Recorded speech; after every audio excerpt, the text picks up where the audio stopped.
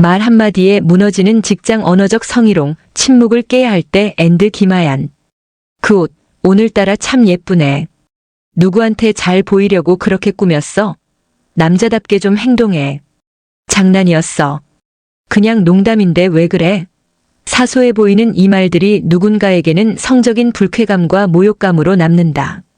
오늘은 화장 안 했나 봐요? 중소기업에서 일하는 서 씨는 매일 아침 상사에게 외모에 대한 평가를 들었다. 오늘은 좀 피곤해 보이네.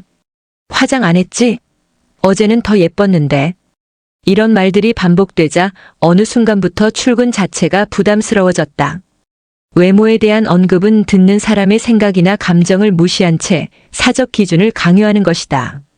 상대의 자율성과 존엄을 침해하는 명백한 언어적 성희롱에 해당한다. 말에서 시작되는 성희롱. 직장 내 성희롱은 단지 신체적인 접촉이나 노골적인 행동에만 발생하지 않는다. 오히려 아무렇지 않게 던진 말 한마디가 깊은 상처와 불쾌감을 남긴다. 결국 조직 내 불신과 위축을 불러온다. 고용노동부가 2022년에 실시한 직장 내 성희롱 실태조사에선 성희롱 피해를 경험한 이들 중 무려 63.5%가 언어적 성희롱을 경험했다고 응답했다. 이는 신체적, 시각적, 온라인 성희롱 유형을 모두 포함한 전체 모든 유형 중 가장 높은 비율이다. 결혼 안 한 여자는 예민하대요. 여성 직원 차 씨는 회의 중 상사가 던진 말에 당황했다. 결혼 안 한 여자는 대체로 까칠하지 않나? 라는 말에 모두가 웃었지만 차 씨는 그 순간 온몸이 얼어붙는 느낌을 받았다. 개인의 사생활을 일반화하거나 성격과 연결짓는 말은 명백한 언어적 성희롱이다. 사적 배경을 농담의 소재로 삼는 것은 차별과 불쾌감을 유발한다. 남자인데 그 정도도 못 참냐? 남성 신입사원 임 씨는 선배 오 씨에게 반복적으로 음담 패설과 농담을 들었다. 남자끼리 무슨 상관이야. 나중에 군대 가면 이것보다 더 심해. 심지어 성기나 성적 경험을 웃음거리로 만들기도 했다. 임 씨가 불쾌하다고 표현했지만 오 씨는 남자끼리 이런 얘기도 못하냐? 며 조롱하는 반응을 보였다. 그 같은 남자끼리라는 말은 성희롱을 정당화할 수 없다. 성별이 같아도 상대의 의사와 인격을 무시하는 말은 성희롱이다. 언어적 성희롱의 유형은 다양하다. 대표적으로 다음과 같은 행위들이 포함된다. 외모에 대한 평가나 음란한 농담, 사생활에 대한 성적 질문, 음담 패설, 성적인 표현이다. 이런 말들은 흔히 장난, 친근함으로 포장된다. 그러나 상대가 불쾌감을 느끼고 관계의 균형이 깨지는 순간 그것은 명백한 성희롱이다. 말 한마디로 천냥 빚도 갚는다. 는 말처럼 말에는 힘과 책임이 따른다. 그 말이 누군가의 자존감과 안전을 짓누르지 않도록 우리는 언어의 경계를 인식하고 점검해야 한다. 그런 말도 못하게 하다니 남자들 설 자리가 없네. 회식 자리에서 성적인 농담이 나오자 여성 직원 홍 씨가 불쾌하다고 말했다. 그러자 다른 남성 직원이 위와 같은 말을 하며 분위기를 이어갔다. 피해자가 불편함을 표현했음에도 그를 예민한 사람으로 몰아갔다. 2차 가해이자 명백한 언어적 성희롱이다. 너 요즘 너무 예뻐졌어. 내가 남자라도 반하겠다. 여성 직원 남 씨는 같은 부서 선배 김 씨에게 반복적으로 외모에 대한 칭찬을 들었다. 나도 여자지만 설렌다. 그 치마 입으니까 다리 진짜 예쁘다. 처음엔 호의로 받아들지만 반복되는 시선과 말에 점점 불편함을 느끼며 회피하게 되었고 위축되기 시작했다. 같은 성별이라 해도 상대가 원하지 않는 성적인 언급은 성희롱이다. 성적 대상화가 동성 간에도 발생할 수 있다는 사실을 잊어서는 안 된다. 직장 내 성희롱은 이제 몰랐어요. 라는 말로는 책임을 피할 수 없는 시대가 되었다. 특히 언어적 성희롱은 가해자가 농담이라 생각해도 피해자에게는 깊은 상처와 위협이 된다. 말은 곧 태도이며 조직 문화를 만드는 가장 직접적인 수단이다. 근로자가 일상 속에서 실천할 수 있는 6가지 예방 수칙은 다음과 같다. 첫째, 성적 농담, 음담 패설을 하지 않는다. 유머는 모두가 즐거워야 한다. 누군가가 불편하다면 그것은 유머가 아니다. 둘째, 상대방의 표정과 반응을 살핀다. 억지 웃음과 눈치 보는 표정을 놓치지 않아야 한다. 셋째, 그럴 의도는 아니었어요. 대신 불편했군요. 라고 말한다. 결과가 중요하다. 진심으로 사과하고 멈춰야 한다. 넷째, 동료가 불편해 보이면 나서서 도와준다. 그 말은 조금 불편할 수 있어요. 라고 정중히 말해준다. 다섯째, 자기 언어 습관을 점검한다. 무심코 하는 말 속에도 차별적 표현이 숨어 있을 수 있다. 여섯째, 정기적인 성희롱 예방 교육에 적극 참여한다. 법정 의무 교육은 형식이 아니라 나 자신을 돌아보는 기회이다. 말의 무게를 아는 사람이 진짜 직장인이다. 우리는 모두 누군가의 동료이자 청중이다. 내 말 한마디가 누군가의 하루를 망칠 수도 존중의 문화를 세울 수도 있다. 성희롱 없는 직장은 조심하는 문화가 아니라 존중하는 문화에서 시작된다. 그 시작은 내 말 한마디에서부터이다. 칼럼니스트 프로필. 김하얀 칼럼니스트는 함께 걷는 교육하는 날의 대표로 활동 중이다. 교육은 하루하루 쌓이는 마음의 습관이라고 믿고 있다. 수많은 사람과 조직이 더 나은 내일을 위해 성장하는 중이다. 고용노동부 위탁기관을 운영하면서 온라인과 오프라인 교육을 운영 중이다.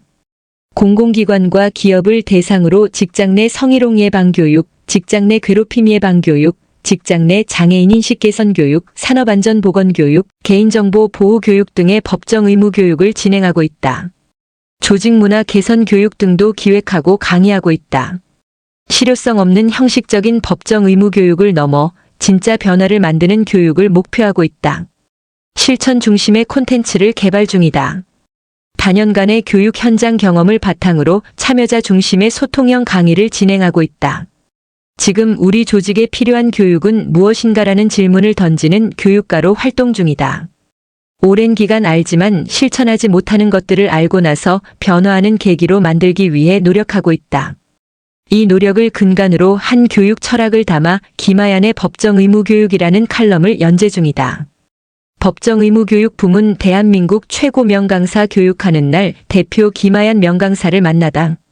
앤드 김순복. 제1회 한국강사신문 선정 법정의무교육 부문 대한민국 최고 명강사. 교육하는 날 대표 김하얀 명강사를 만나 이야기를 들어보았다. 큐. 자기소개 부탁드립니다. 법정의무교육 전문 교육기관을 운영하는 김하얀 대표입니다.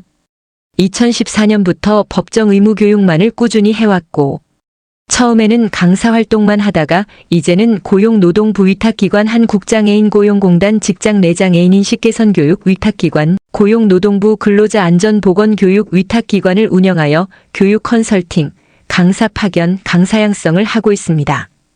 큐. 한국강사신문 선정 최고 명강사에 선정되심을 진심으로 축하드립니다. 수상 소감 한 말씀 부탁드립니다. 법정의무교육을 꾸준히 하다 보니 이렇게 명강사에 선정된 것 같습니다. 법정의무교육을 하고 계시는 강사님들을 대신하여 제가 받았다고 생각합니다. 법정의무교육 강의를 하시는 강사님들께서 자긍심을 갖고 사명감을 가지고 강의하시길 바라고 지금도 열심히 활동하고 계시는 강사님들과 함께 이 기쁨을 나누겠습니다. 큐. 하고 계시는 분야에 대해 간단히 소개해 주세요. 법정의무교육은 근로자들이 의무적으로 들어야 하는 교육입니다. 직장 내 성희롱 예방 교육, 직장 내 괴롭힘 예방 교육, 직장 내 장애인 인식 개선 교육, 개인정보 보호 교육, 산업안전보건 교육, 퇴직연금 교육은 기업체 근로자들이 의무적으로 들어야 되며 공공기관은 4대 폭력, 가정폭력, 성폭력, 성희롱, 성매매 예방교육, 청렴교육, 윤리교육 등이 추가 복지시설은 아동인권교육, 노인인권교육, 긴급복지지원신고 의무 자교육 등이 추가됩니다. 또 어린이집과 유치원은 교사인성교육, 교통안전교육, 약물오남용, 유괴실종 예방교육 등이 추가됩니다. 이렇게 회사마다 들어야 되는 의무교육들이 있는데 이러한 교육들을 저희에게 의뢰를 주시면 저희 교육원에서 진행을 해드리고 있습니다.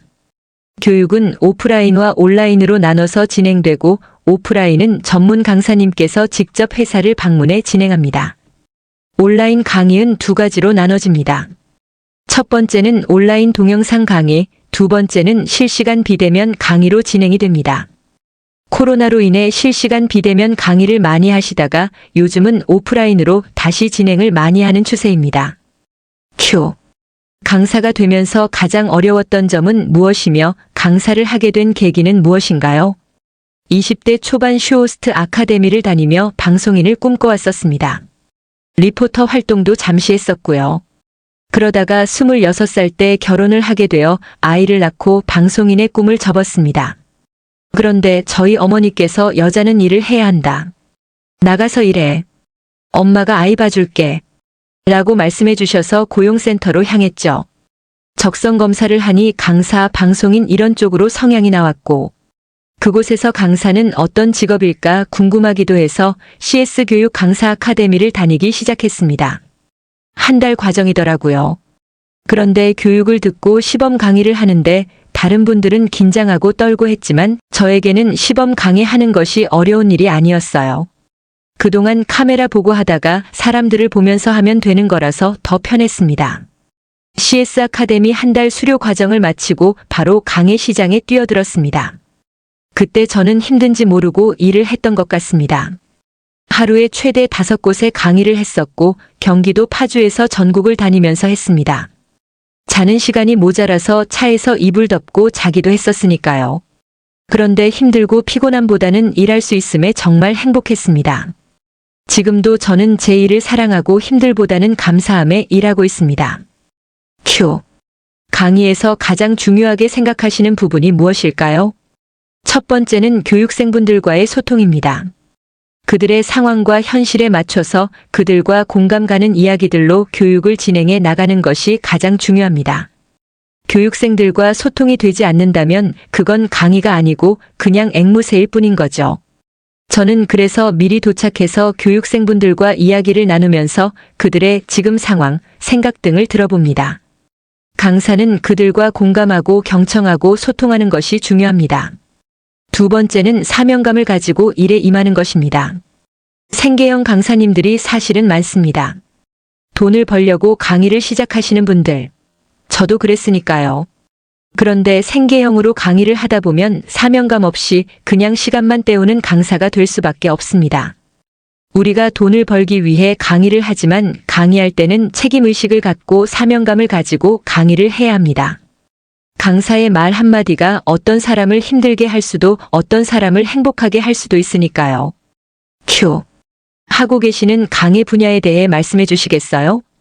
법정 의무 교육 즉 직장 내 성희롱 예방 교육, 직장 내 괴롭힘 예방 교육, 직장 내 장애인 인식 개선 교육, 개인정보 보호 교육, 산업안전보건 교육, 아동인권 교육, 노인인권 교육, 자살 예방 교육, 긴급복지 지원 신고 의무자 교육 등을 진행하고 있습니다. 법정 의무 교육은 근로자들에게도 중요한 교육이고 사업주에게도 정말 중요한 교육입니다. 공짜로 들으시거나 대충 들으면 절대 안 됩니다. 그리고 저에게 많이 들으시는 교육은 마인드 교육입니다. 나의 마인드가 변화되어야 모든 것이 변화합니다. 좋은 마인드가 생기면 당연히 좋은 말과 행동을 하게 되어 있습니다. 그래서 법정 의무 교육을 들으신 분들이 추가로 마인드 강의 요청을 많이 해주셔서 마인드 교육을 자주 합니다. 큐. 앞으로의 비전과 계획은 어떻게 되시나요? 많은 곳에서 법정 의무 교육을 진행합니다. 그러나 그들은 법정 의무 교육이 돈이 되니까 운영하지라는 마음이 많더라고요. 그래서 직무 교육을 진행하면 법정 의무 교육을 공짜로 해준다거나 끼워서 판매한다거나 그렇습니다.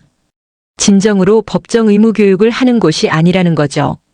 저는 우리나라에서 법정 의무 교육하면 교육하는 날 김하얀이라는 생각이 딱 떠오를 수 있게 사명감을 가지고 교육기관을 운영할 것입니다. 그리고 전국적으로 교육하는 날 지점을 만들어서 체계적이게 교육원을 운영하고 또 그 지역에서 기업체들을 실시간으로 관리를 하여 법정 의무 교육을 모두 다 정상적으로 들을 수 있게 할 것입니다. 또 교육 내용은 온라인, 실시간 비대면 교육, 오프라인 교육 등 전문 강사들이 지루하지 않고 재미있게 사례 중심으로 교육을 하는 곳을 만들고 싶습니다. 매년 새로운 사례로 새로운 내용으로 교육 내용을 변화시키고 있어서 법정 의무 교육을 저희와 꾸준히 진행하는 곳들이 많습니다. 그리고 개인적인 저의 꿈은 TV 강연 프로그램에 나와서 많은 분에게 희망을 주는 강연을 하고 싶습니다. 행복한 일이 많이 생기지 않는 것이 인생인데 나의 마인드가 바뀌면 모든 일이 행복하게 느껴지겠죠. 김하얀 강사하면 모두 긍정에너지, 희망, 웃을 수 있게 해드리고 싶습니다. 큐. 특별히 하고 싶은 말씀이 있으신가요? 법정 의무 교육이 얼마나 중요한지 아셨으면 합니다. 기본적인 법정 의무 교육이 진행되지 않으면 직원들에게 친절 교육, 리더십 교육을 해도 소용이 없습니다. 직장에서 일어나는 괴롭힘, 성희롱, 안전사고, 장애인에 대한 차별 등 우리 근로자는 육체적으로도 정신적으로도 안전한 직장에서 일해야 할 권리가 있습니다. 이러한 권리들을 사업주가 교육을 통해 알려준다면 우리 직장에서는 불미스러운 일이 생기지 않겠죠. 물론 서로 배려하기 때문에요. 서로 배려하다 보면 다니고 싶은 직장이 되고 또 그들에게 다른 교육을 하면 그 교육을 받아들이기에 업무 성과가 좋을 것입니다. 법정 의무 교육은 무료로 하는 교육이 아닙니다. 법정 의무 교육은 대충 듣는 교육이 아닙니다. 법정 의무 교육은 근로자에게, 사업주에게 정말 중요한 교육이라는 것을 아셨으면 합니다. 버스 키오스크 불능 사회엔드 이지현. 대중교통 혼잡도 낮추기 위해 버스 현금 승차 막았지만 노인은 시민의 발 체감 못해. 카페 식당 키오스크도 마찬가지. 기술 소외계층 배려하고 디지털 기기 접근성 높여야. 버스 키오스크 불능 사회 며칠 전 시내버스 앞자리에 앉아 창밖을 보고 있을 때다. 서울역 인근 정류장에 멈춘 버스를 오르던 한 할머니가 1,000원짜리 지폐 한 장과 500원짜리 동전 한 개를 들고 머뭇거렸다. 버스 요금에 딱 맞는 액수지만 현금통 대신 마주한 현금 없는 버스란 표지 앞에서 그는 운전기사의 표정만 살폈다. 이거 못 받아요. 다음부턴 카드로 내세요. 기사의 허락이 떨어진 뒤에야 노인은 버스에 올랐다. 뒤편 승객들에게 울리던 삑. 감사합니다란 기계음은 그에겐 허락되지 않은 인사였다. 기술이 바꾼 일상이 누군가에게 당혹감이 되는 순간은 그렇게 찾아왔다. 서울시가 현금 없는 버스 시범 운행을 시작한 것은 2021년 10월.